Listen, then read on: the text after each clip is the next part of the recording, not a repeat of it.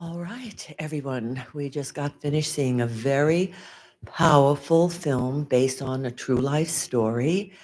And would you like to tell us a little bit something before we get any questions from the audience? Wow, yes. Thank you, Diana. And it's truly an honor to be here, to be part of this special event. And thank you all for staying and watching this film. There's so much I could say about it. It is based on a true story. And sometimes I have to remind myself that because it's a true story, these are real people and real people's lives and a real family's story. And I'm truly honored to have the opportunity to share this story with all of you and with everyone who has a chance to watch it. And, for me, as the director, I was given this opportunity to share this story and had the chance to meet some of the family and the friends. And it really is an honor for me, truly. And I came through this process to realize just how real this story is for this family and for everyone who knew Buddy and Jimmy. And I'm often reminded just how real this is that, I've gotten to know, Jimmy Miley, for example, and he's come with me to several of the screenings that we've had in other cities and has spoken as well. And talking with him and hearing his story helps me to realize just how this is still something that he's living with today and every day, and he's still wrestling through that today, even though this story happened, many years ago. It's something that he still lives with and that he still is working through in his own way. And in that sense, it's so much more than just a film. It's so much bigger than me, and it's so much bigger than a film and a story. It's something that's real for this family. And I often have to remind myself that as a filmmaker, I was hired to direct a film, but it really is a lot more than that. And it's every time I watch it, I'm reminded of that. Mhm. Yeah, but I appreciate the opportunity to be here and to share it with everyone. So thank you. You are welcome. Mhm. Any questions? Anyone like to ask a question? No questions? Thank you, Chris.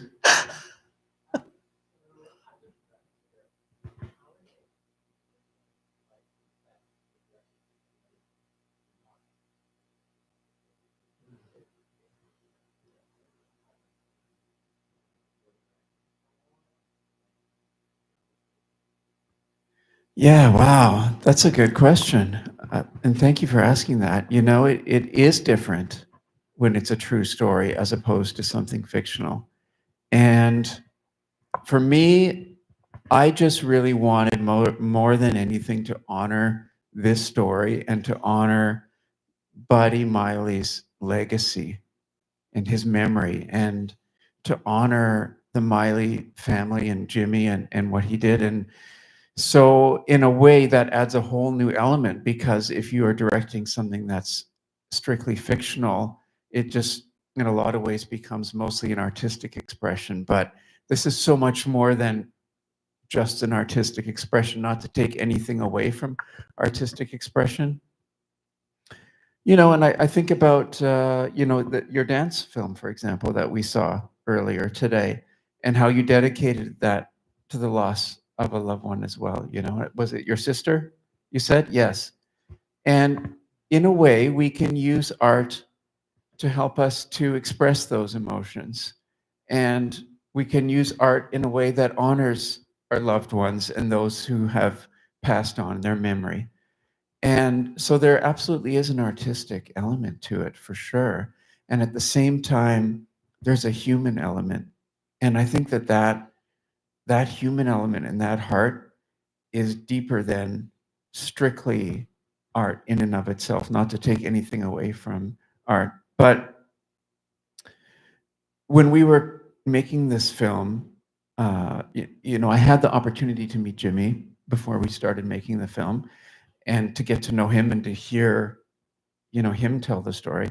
But he wasn't with us when we were filming, so we had to rely a lot on the script that we had, and the script was written by a family friend, a friend of the Miley family, Buddy and Jimmy's friend. His name was Mark Schneider, and he wrote the script, and he funded the film himself. I could talk for hours about Mark because he's an incredible man. This was truly his vision, and even more so than mine or anybody else's. It all started with Mark, and Mark was on set with us for maybe 5 or 6 days, and we relied heavily on him to tell us what Buddy and Jimmy would do in a certain situation, or what their mother would do in a certain situation, what they would say, how they would say it. There was there was a few deleted scenes, but we had a scene, for example, where Dr. Kevorkian said something. I don't remember what it was, and he said it in a Canadian way that we would say it in Canada, because I'm from Canada. We made this film in Canada, even though it's an American story. And Mark stopped him and said, that's how you say it in Canada. We say it this way, and he would tell us, say it that way. And there were other times that he would tell us, Buddy and Jimmy, they would say this, and they would say it in this way. And oftentimes I would question that, and I would be like, why are they talking about that? Why are they talking about, the Maggio's house or Old Man Granieri? And Mark would be like, you need to say those names. Those were important people to Buddy and Jimmy. They would talk about that. They would joke, they would laugh about Old Man Granieri. And so we just had to go along with it as best we could.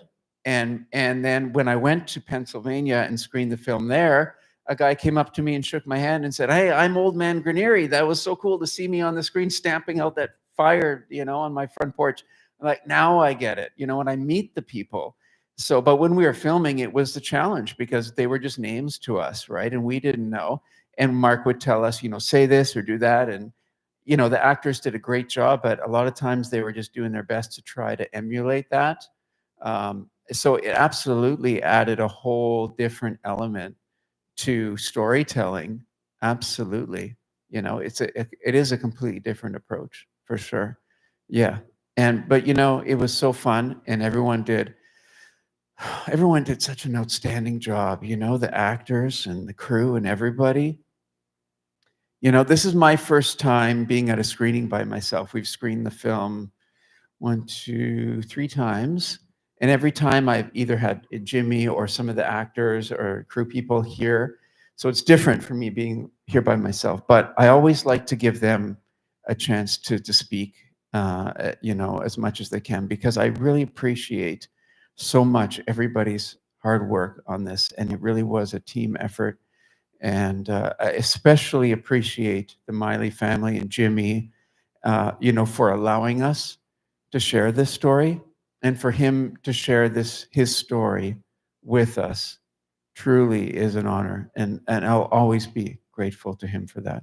Absolutely. Yeah, but I could talk for hours about this film because it really is amazing that I was given this opportunity. And I mentioned Mark Schneider, the producer. He passed away as soon as this film was finished, like weeks after it was done. He passed away very suddenly, and I'm also very honored to have been chosen by him to be a part of this project. But I believe you had a question. Yeah.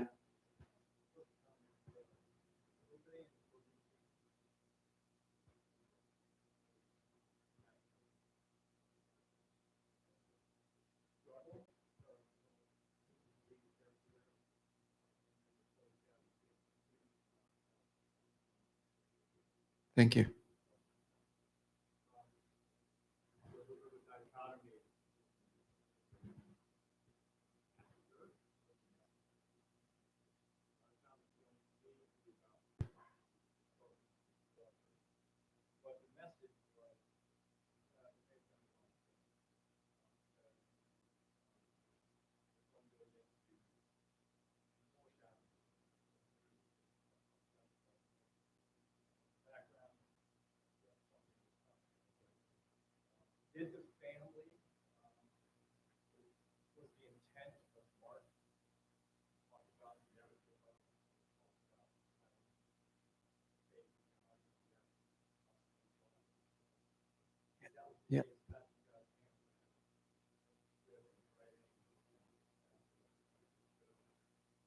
Hmm. Thank you so much for asking that. I'm glad you did, and that's something that I would like to talk about. And I'm glad you picked up on that, with the stem cells, and that you caught that. Not everybody catches that. So, I'll try to summarize this as quickly as I can. But originally, when Mark and I our very first meeting, first time I ever even met him in person, he presented me the story, and I said, obviously this is it's what I would maybe describe as a polarizing story. People have different opinions, when it comes to end of life and so forth. And I said, we have to be careful not to go, not to present the film as a way that we are, presenting a specific point of view, and trying to impose that on anybody, regardless of their beliefs. And Mark agreed with me on that, and he was that's something he was wanting to do as well, and that's why Mark chose the title of this film. What if it was me? He wanted it to be a question because he wanted people to ask themselves at the end of the day, what would I do? And start a discussion instead of the film telling people, this is what you should do, saying, what would you do? So that was always something that we tried to do, is to have that balance. Now, originally, you asked about the end of the film. For anyone who didn't hear the question was about how the end of the film, there was a segment about people who had found some access to some treatment and were able to recover. In regards to that, originally the film ended differently. There was a whole deleted scene that we did in the hotel where we had Dr. Kevorkian and Janet come into the hotel, and we shot that whole scene, and we had the machine come out. We had a replica of Dr. Kevorkian's machine built, and he came out, and we showed the whole process. That was the word, by the way, that was said in the Canadian way, process, not process. I think he said process. Anyway, we showed the whole process of how that took place, and it was a very moving scene. And we ended the film that way, and we actually saw Buddy close his eyes and pass away softly and gently, and it was beautiful. And afterwards, Mark Schneider, who produced the film, he was traveling for business in Hong Kong. One morning, he woke up, and no word of a lie, found himself paralyzed. He could not move. He couldn't move his arms or his legs. This is Mark, the producer of the film. And he literally rolled out of bed and fell on the floor and is like, what am I going to do? He's in a strange country, couldn't speak the language. To make a long story short, he actually had a spinal cord infection and was paralyzed himself for quite a while, several months. And so through that process, he ended up in a number of different hospitals, seeing different specialists, and met some of those people that were in that end segment. Okay, he met them personally, some of them in the hospital, some of them through social media. He became very much personally connected with a whole community of people who were suffering or had suffered from spinal cord injuries of various kinds. And so there's actually quite a number of social media influencers, like the one that appeared, Cole and Charisma. They've got millions of subscribers on YouTube and Instagram, and they've become a voice for spinal cord injury. So Mark connected with Cole and with David DeFrancisco, who was on American Idol, and they were all going to support this film, promote this film, and he had that whole community behind him. And so he came to me and said, Matt, we need to change the ending of the film, because I've realized through his own paralysis that there are people who have found hope. And Mark wasn't necessarily aware of some of that technology that we saw in those later shots, but he became aware of that. And he called those people and said, send me some footage of you in the hospital, recovering, and send me a before photo. We'll put them together. We'll do a montage. And then he said, all those people who were in that montage were all going to be part of a group that was going to help and promote and to market the film. And funds raised from the film were going to be put back into spinal cord research. And he had a website made, and he had this whole marketing thing created for it. And then, as I said, sadly, shortly thereafter, he passed away. And then everything got put on hold. So that was Mark's motivation. Really, it came from his own experience with the spinal cord injury. And, it really was crazy, that he was able to live through a similar experience, not quite to the extent that Buddy did, but being paralyzed himself really opened his eyes, to what Buddy went through in a new way, but also to what opportunities and what options are available. And so he said, we need to let people who watch this film know that there are new options and new technologies available now that weren't available when Buddy was alive. And we actually called up Sean C. Dwyer, who played Buddy, did an outstanding job, incredible actor. We called him up like well after the film was edited and complete and said, can you record for us a voiceover? And he recorded that remotely, sent it to us, and we got that in. So that was a last minute addition to the film based on Mark's own experience. And we've had various reactions to that. We've had people come up like you did and said, well, it's kind of like a whiplash, where we're going one way and we're talking about people being able to end their lives in their own terms. And then we turn around and say, well, there's another option and maybe don't do what Buddy did. But we've also had people say, thank you so much for sharing that too, because those technologies are available and people have shared their own experience with it and said, I had an injury perhaps that was similar to that, and I've encountered similar technology that I've had to become aware of. And thank you for bringing that to light and sharing that with people. So it's interesting to get both sides. But again, going back to what I said, originally that was always Mark's plan, for it to be a conversation starter and get people to talk and say, what would I do in that situation? So it is different, absolutely, different how it ends. But it's very personal to Mark that we include that because of his own personal experience. So yeah, hope that, answers the question. But thank you for asking. And even the stem cells thing, that wasn't there originally either. There was that scene when they're watching TV, there was the sound of a football game on. And then through that experience that Mark had, Mark became friends with someone who was involved in stem cell research and told me, he's like, Matt, we need to get that in. So I actually recorded that voiceover. That was my voice. I'm like, oh, I'll record that myself and put that in after the fact. So Mark's own personal experience, after that changed a lot of the direction the film went. And I think, to be honest, I think the film is better because of that. And I'm so happy that that we made those changes. Mm-hmm. Yeah, the question way in the back. Yeah, the question is if Mark got to see the final film. He did. Yes, this final version that we saw today. Yep. Yeah, I'll trade you. The final, I guess it's the sound system. But yes, the final version that we just watched, Mark had signed off on that as the final version. Yeah, but it wasn't long after that he passed away. But I'm so grateful that he had the chance to see it. And I believe that it really does capture what he wanted to do originally, his vision. So, yeah, and as I said, he passed away. And I don't know if you caught in the credits, but the film was made 5 years ago.